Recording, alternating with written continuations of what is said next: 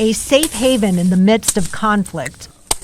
So-called emergency response rooms like this one in Sudan provide both food and information for those fleeing violence.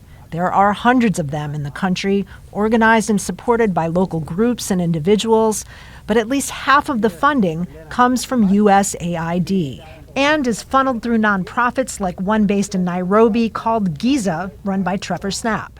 Supporting humanitarian aid in a context like Sudan is critical. It keeps people alive. At the same time, it's really critical to support civil society. They need to have jobs so they can both provide for their family, but also keep the hope alive for peace and democracy.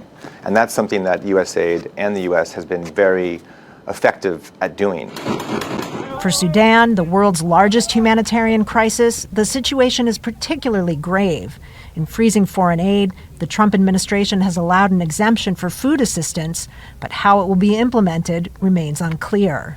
The United States is the world's largest provider of humanitarian aid, and for decades that's included efforts to bolster civil society abroad as a way of building global alliances. But now the Trump administration is taking aim at foreign assistance, accusing it of wastefulness and serving special interests.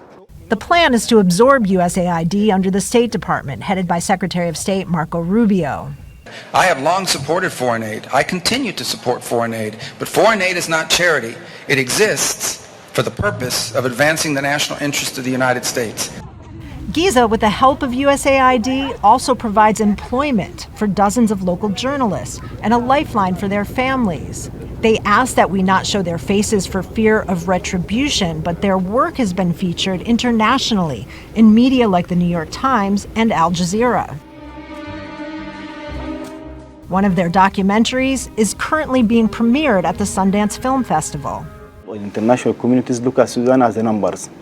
How many people hunger, how many people dying, but we're trying to cover the feelings, humanize things, how people feel with the war. In a nation embroiled in conflict, he fears fewer opportunities to make money will mean more reasons for people to wage war.